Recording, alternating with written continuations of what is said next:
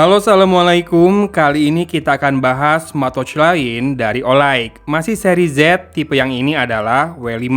Buat yang anti smartwatch kotak, tenang, ini layarnya bulat. Dan buat yang anti smartwatch bulat, tenang juga, ini bodinya kotak. Bisa aja ya. Dari penampakannya, Olight ZW5 ini lebih masuk ke fashion watch. Terlebih, warna yang saya coba ini gold ya, semi rose gold, bahkan dinamakan pink sih sama Olight-nya. Dan dengan strap berwarna pink pastel. Strapnya sendiri masih punya sporty looks dengan feels yang sangat lembut dan juga elastis. Sebuah tombol fisik yang dapat ditekan terletak di sisi kanan dan tak terjadi apa-apa ketika tombol ini saya coba putar. Layar warnanya berukuran 1,32 inci dengan resolusi 360x360 dan panelnya IPS. Infonya ini mendukung multitouch juga. Sudah menggunakan Bluetooth Low Energy 5.0, baterai 300 mAh-nya diklaim bisa digunakan hingga 15 hari dengan standby time hingga 20 hari. Sementara berat total smartwatch ini ada di 47 gram dengan material body dari aviation aluminium. Dikombinasikan dengan polikarbonat di sisi bawahnya dan silikon di strapnya. Untuk UI-nya tergolong standar dan seragam dengan kebanyakan smartwatch di pasaran. Swipe ke bawah untuk munculkan toggles, lalu swipe ke atas untuk menampilkan pesan atau notifikasi yang masuk, dan swipe ke kiri untuk quick menu yang terdiri dari rekap aktivitas atau status, kemudian pengukuran denyut jantung, lalu ada pengukuran kadar oksigen dalam darah, lalu hasil pengukuran kualitas tidur, lalu cuaca, dan terakhir ada music remote controller. Dan menu utama diakses dengan swipe dari home ke kanan dan urutannya seperti ini. Ada status, kemudian training mode, denyut jantung, oksigen darah, kualitas tidur, cuaca, pengatur musik, pesan masuk, stopwatch, kemudian ada penghitung waktu mundur, find phone atau temukan ponselmu, lalu ada QR code juga buat unduh aplikasi pendukungnya, lalu ada dial setting untuk ganti watch face-nya yang ada 6 buah ya by default, dan terakhir ada setting untuk cek info, mengatur brightness, reset, dan juga mematikan watch-nya. By the way, mode olahraga yang dimiliki smartwatch ini antara lain ada lari di luar ruangan, bersepeda, lompat tali, berenang, bulu tangkis, tenis meja, tenis lapangan, alpinism, berjalan, bola basket, sepak bola, bola voli, kriket, rugby, hoki, menari, sepeda statis, yoga, sit up, lari di dalam ruangan, gimnastik, dayung, dan juga jumping jack. Cukup banyak ya, dan memang banyak juga olahraga permainannya yang bisa diukur aktivitasnya dengan smartwatch ini. Tapi memang tidak ada GPS di smartwatch ini, jadi butuh bawa smartphone kalau kamu mau track lintasan yang sudah dilalui. ZW5 ini bisa dipadankan dengan aplikasi GloryFit di smartphone Android 4.4 maupun iPhone dengan iOS 9.0 ke atas. Menu pertama langsung dial setting alias kumpulan watch faces yang bisa kita unduh ke smartwatch ini. Proses sinkronisasi dari aplikasi ke watch memakan waktu relatif lama, jadi mohon bersabar.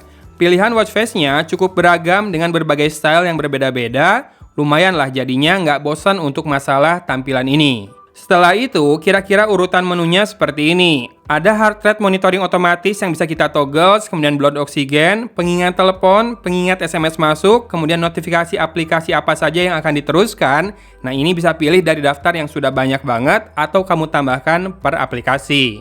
Lalu ada pengingat kalau kamu duduk kelamaan, kemudian ada alarm, raise to wake, dan juga do not disturb. Dan di universal setting, kita bisa ambil foto dengan menggoyangkan jam tangan, kemudian find watch, kemudian ganti unit system, apakah mau metric atau British, kemudian bisa toggle buat find phone juga, lalu atur screen time out, itu bisa pilih 5, 10, atau 15 detik. Bisa juga ubah waktu apakah mau 12 jam atau 24 jam ya. Dan terakhir kita bisa ubah bahasa dan ada bahasa Indonesia di urutan kedua dari bawah.